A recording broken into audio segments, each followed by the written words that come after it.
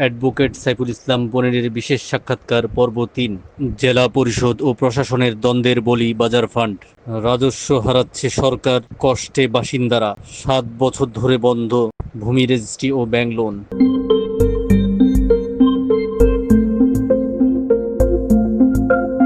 রাঙ্গামাটি জেলা বিএনপির সহসভাপতি ও জাতীয়তাবাদী আইনজীবী ফোরামের সভাপতি সাইফুল ইসলাম বনিরের বিশেষ সাক্ষাৎকারের প্রথম পর্ব গত 15 মার্চ এবং দ্বিতীয় পর্ব 16 মার্চ সাপ্তাহিক পার্বত্য কণ্ঠের ফেসবুক ও ইউটিউব চ্যানেলে প্রচার করা হয়। আজ থাকছে বাজার ফান্ডের দলিল দিয়ে সিসি লোন পুনরায় চালু কিভাবে করা যায় তা নিয়ে গবেষণামূলক ব্যাপক আলোচনা। শেষ পর্যন্ত আমাদের সাক্ষাৎকারটি উপভোগ করার সবিশেষ অনুরোধ রইল। তবে অবশ্যই আমাদের ইউটিউব ও Facebook channel subscribe, like, comments ও শেয়ার করতে ভুলবেন না। ধন্যবাদ। আপনি একসময় সিসি লোনের দায়িত্বে ছিলেন এবং বাজার ফান্ডের দলিল দিয়ে লোন চালুর দাবিতে আন্দোলন করেছিলেন। এখন আপনার দল ক্ষমতায়, এটি চালু করতে কি উদ্যোগ নেওয়া যেতে পারে? ধন্যবাদ। আসলে সিসি লোনের দায়িত্বে থাকা নয়, এটা হচ্ছে যে এই রাঙ্গামাটি পার্বত্য জেলায় 1937 সালে বাজার ফান্ড প্রতিষ্ঠা হয়। 1937 সালে বাজার ফান্ড প্রতিষ্ঠা হওয়ার পর 1965 সালে সাবেক জেলা প্রশাসক অর্থাৎ বাজার ফান্ড প্রশাসক উনি নির্দিষ্ট একটা চৌহদ্দি উল্লেখ করে বাজার ফান্ডের সীমানা নির্ধারণ করে দেন।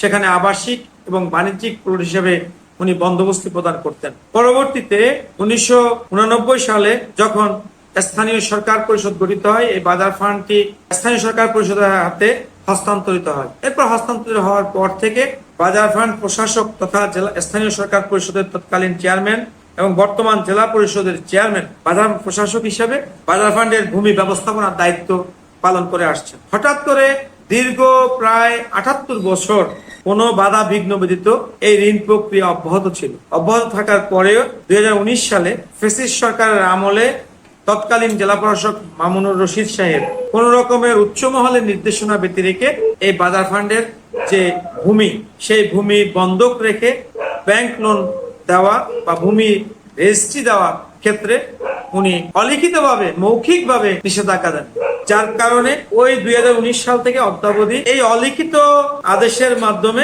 এখন পর্যন্ত ভূমি রেজিস্ট্রি এবং বন্ধক রেজিস্ট্রি কার্যক্রমটা সম্পূর্ণরূপে বন্ধ রয়েছে। যার জন্য আমরা ইতিমধ্যে পার্বত্য মন্ত্রণালয়ের মাননীয় উপদেষ্টা, পার্বত্য মন্ত্রণালয়ের সচিব, মাননীয় ভূমি সচিব এবং বিভাগীয় কমিশনার, জেলা প্রশাসক বরাবরের স্মারকলিপি প্রদান করেছি। এই যে জনগণের যে ভূমির অধিকার এবং ভূমি বন্ধক রেখে ব্যাংক ঋণ গ্রহণ করা এবং ভূমি রেজিস্ট্রি গ্রহণ করার যে তার সাংবিধানিক যে অধিকার, সেই অধিকার রক্ষার জন্য এবং সেই অধিকার পুনঃপ্রতিষ্ঠার জন্য আমরা ইতিমধ্যে মানববন্ধন করেছি। মানববন্ধন করে আমরা আলটিমেটাম দিয়েছিলাম এবং আলটিমেটাম দেওয়ার পরে জেলা প্রশাসক মহোদয় আমাদেরকে আশ্বস্ত করেছিলেন যে আপনারা আসেন, কথা বলেন। আমার সাথে আমরা কথা বলেছি, আলোচনা করেছি। উনি বলেছিলেন মন্ত্রণালয়ে চিঠি লিখবেন এবং যে সকল পজিটিভ দিকগুলো আছে সেগুলো মন্ত্রণালয়ের কাছে উপস্থাপন করে উনি প্রচেষ্টা চালাবেন এই সমস্যা দ্রুত নিরসন করার লক্ষ্যে। কিন্তু ইতিমধ্যে জাতীয় সংসদ নির্বাচন চলে আসার কারণে আমাদের সেই প্রক্রিয়াটা সাময়িকভাবে নির্বাচনী কর্মকাণ্ডে আমাদের অংশগ্রহণ করার কারণে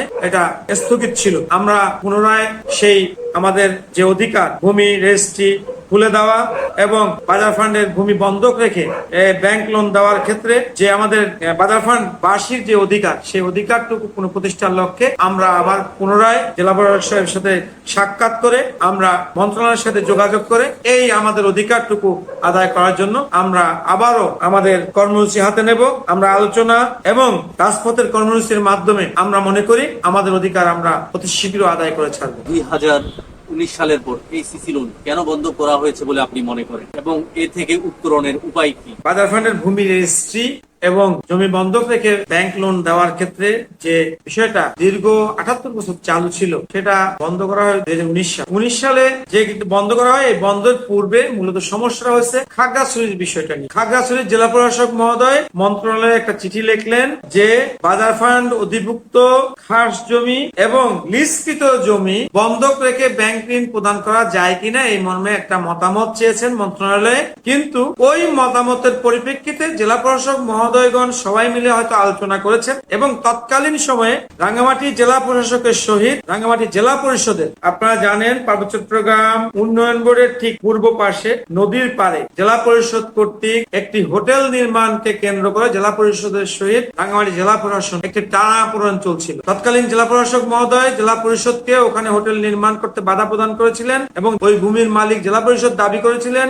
এইরকম একটা বিষয় নিয়ে দুইটা প্রতিষ্ঠানের সাথে একটা টানাপোড়েনের পরিপ্রেক্ষিতেই মূলত ইগো প্রবলেম থেকেই মৌখিকভাবে এই জিনিসটাকে বন্ধ করে রাখা হয়। আপনাদের রাঙ্গামাটি পার্বত্য জেলার বাজার ফান্ডের অধিভুক্ত যে সকল জায়গা এবং জমিগুলো আছে এবং যে সকল জমিগুলো তার মধ্যে 99% জমি বন্দোবস্তি প্রদান করা জমি। 1989 সালের পর্যন্ত সাবেক জেলা প্রশাসক বাজার ফান্ডের প্রশাসক ছিলেন। তারা বাজার ফান্ডের প্রশাসক থেকে এই বাজার ফান্ডের জমিগুলোকে জনগণের মাঝে বন্দোবস্তি প্রদান করেছিলেন। যখনই 1989 সালে এই বাজার ফান্ডকে স্থানীয় সরকার পরিষদের কাছে হস্তান্তর করা হয়, তারপর থেকে জেলা পরিষদের চেয়ারম্যান পদাধিকার বলে বাজার ফান্ড প্রশাসক হিসেবে এই বাজার ফান্ডের জমিকে বন্দোবস্তি প্রদান করে আসছেন। অর্থাৎ মন্ত্রণালয়ের নির্দেশ ক্রমে এই পার্বত্য চট্টগ্রাম চুক্তি মোতাবেক বর্তমান জেলা পরিষদের কাছে বাজার ফান্ড হস্তান্তরিত বিষয়ে একদম ক্লিয়ার উল্লেখ করা আছে। বাজার ফান্ডের ভূমি ব্যবস্থাপনার দায়িত্বে থাকবে জেলা পরিষদ, অর্থাৎ জেলা পরিষদ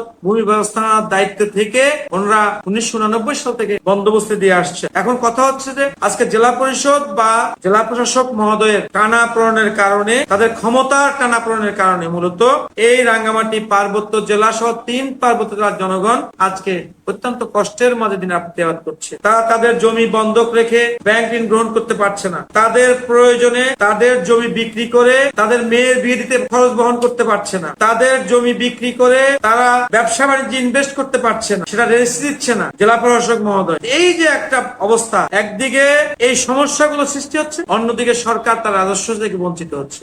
এক্ষেত্রে আমি মনে করি অতি দ্রুত এই বিষয়ে মন্ত্রণালয়ের হস্তক্ষেপ করা উচিত। আমি মনে করি পার্বত্য চট্টগ্রাম বিষয়ক মন্ত্রণালয়ের মাননীয় মন্ত্রী মহোদয়, উনি জনগণের ভোটে নির্বাচিত, জনগণের এই দুঃখ দুর্দশা লাঘবে উনি একটা গুরুত্বপূর্ণ ভূমিকা পালন করবেন এবং সেই ক্ষেত্রে আমরা জনগণ চাই যে আমাদের আলোচনার মাধ্যমে এই সমস্যাটা অত্যন্ত দ্রুতভাবে সুরাহা হোক, নতুবা আমাদের জনগণের অধিকার আদায়ের জন্য আমাদের রাজপথেই থাকতে হবে এবং আমি মনে করি রাজপথের আন্দোলনের মাধ্যমে আমরা আমাদের অধিকারটুকু আদায় করে নেব। ধন্যবাদ। প্রিয় দর্শক, রাঙ্গামাটি জেলা বিএনপির রাজনৈতিক ব্যক্তিত্ব সাইফুল ইসলাম পনিরকে নিয়ে আজ 18 মার্চ ছিল সাপ্তাহিক পার্বত্য কণ্ঠের বিশেষ সাক্ষাৎকারের 3য় পর্ব।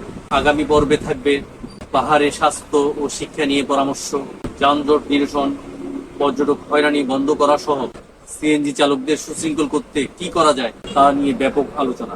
পরের পর্বের জন্য অপেক্ষা করার সবিশেষ অনুরোধ রইল। আপনাদের কাছ থেকে বিদায় নিচ্ছি আমি আশিকুর রেহান ভূঁইয়া, সম্পাদক সাপ্তাহিক পার্বত্য কণ্ঠ।